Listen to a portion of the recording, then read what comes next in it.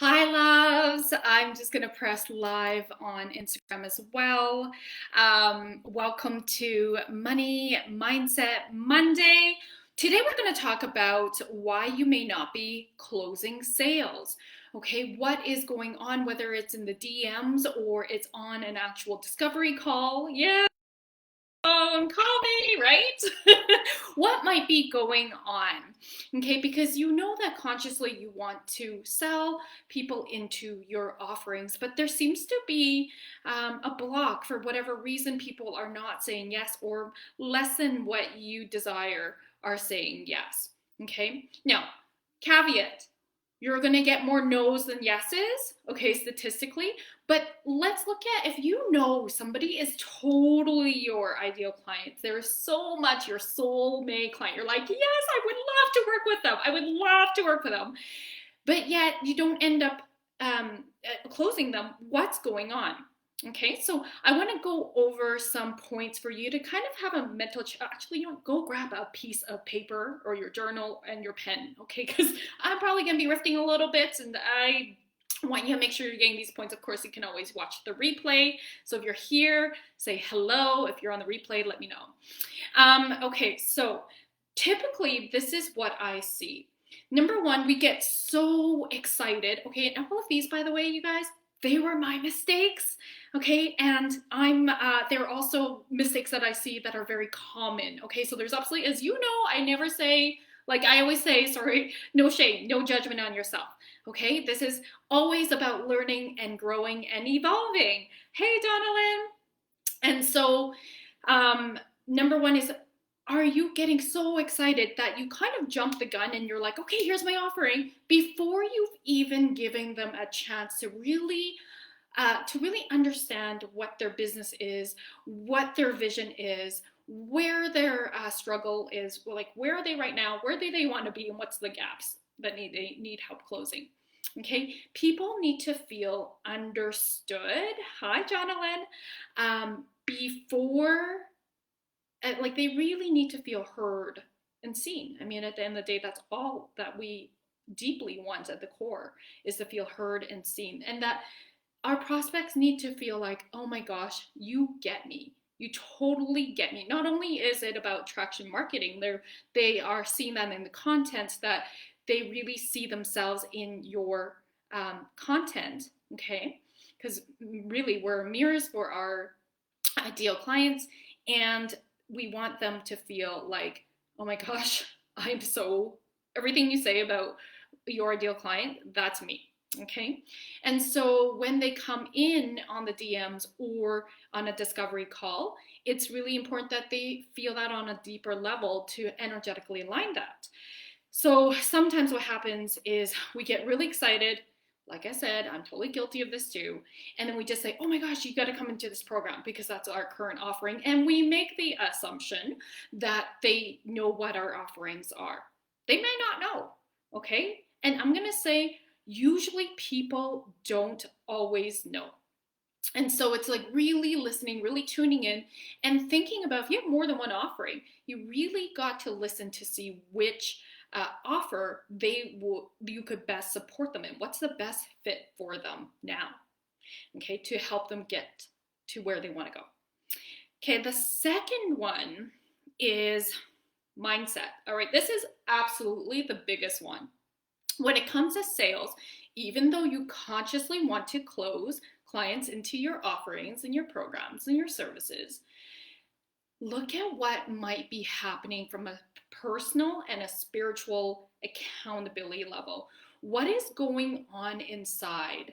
So, common things that come up again for me in the past, and sometimes it still does, okay? I'm going to be totally honest. It does creep up, right? The inner critic doesn't go away. It's about taming it so that's not so loud and it doesn't drive the bus. Okay, so see if you can identify with any of these struggles. So you might notice a person coming in, their Instagram account, their marketing on Facebook, however it is that they've seen you, and you're noticing like where you're connecting with them, is the bomb, and they have way more followers than you. They're audience is bigger, they look like they're kicking butt in life, and you're going, why would they want to work with me? Okay, I literally sometimes still have this. I'm like, yeah, but you've got like a big following, a big audience, and I have this like tiny low audience. And so I have to do like a reality check because I recognize that they're the experts in their field, in what they are, how they're showing up, and they see something in what I'm offering that I can support them in my gifts, in my services. They don't have that. You are the expert at what your business is, right? And so it's like a total reminder that just because somebody's audience is way better, or maybe their feed is way prettier, their branding's like right on point, that doesn't mean that you can't help them, right? They've reached out to you for a certain reason. But what I see happen is when we allow ourselves to let the self-doubt, the imposter syndrome, right? Feeling like a fraud, feeling like, oh my God, why would they hire me? Like they make more money than me. They have more followers, like whatever our shit is around that. How are we then affected by those thoughts and showing up? We're probably then all of a sudden shrinking, contracting, not showing up as confident as we could be, right? We're not in our highest, most elevated version. And energetically, even though it's not said, but what happens is the subconscious is showing up and it's energetically being in that container between you and your prospects. I see this actually happening a lot, okay? And again, that absolutely has been some of my mistakes as well, okay? So my learnings. Being able to show up confidently is another thing. So I think this is really overlapping and related, but if we're selling and we don't show up as confident as the expert of your industry, then that's going to be a missed opportunity. People buy into your confidence. I mean, if you are really confident at what you do, remember, confidence is about your belief in yourself to do something and to do it really well. All right. Confidence is about taking courageous action and showing up. It's related to an activity. All right. So in this case, with your business, are you confident in helping your clients get results? When you're on that conversation, in that conversation with your clients, are you noticing like, hey, you know what? They might be, here's where another mistake can happen. If, let's say they're like, 75% your ideal client, but there's something a little bit off. And I don't mean like what I mean by that is it's just a little bit off. Like somehow it's just not the complete match. That can affect your level of confidence to support that person in working with you. You start to doubt yourself and go, okay, like, can I really work with this person? So you really got to dig in deeper to go, is this actually, you got to listen, is this actually somebody I want to work with? Remember, a sales call isn't like you need to close everybody.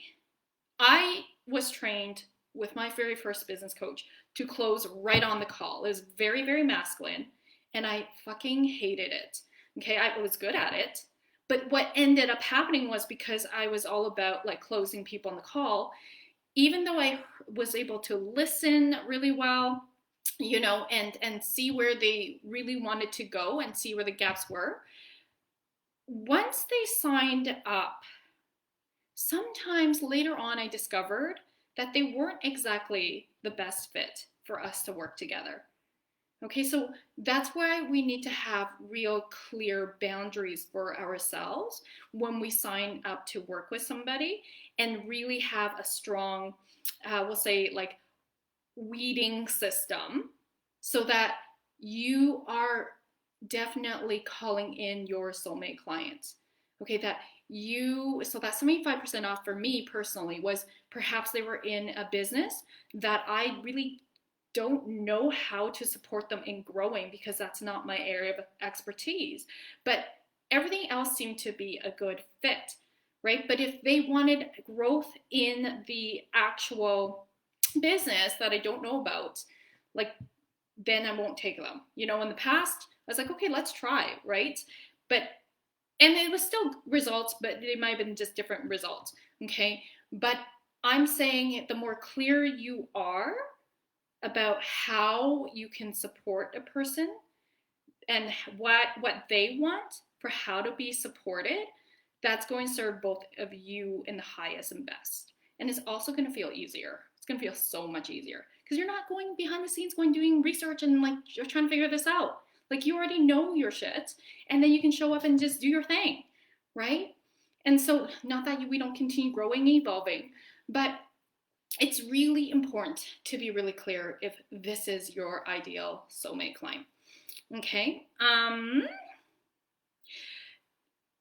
The other thing, what is there? Let me just see if there's anything else I want to say about confidence. You know, confidence is really about energy too, right? It's like if you're excited to work with somebody and authentically excited, they're going to feel that.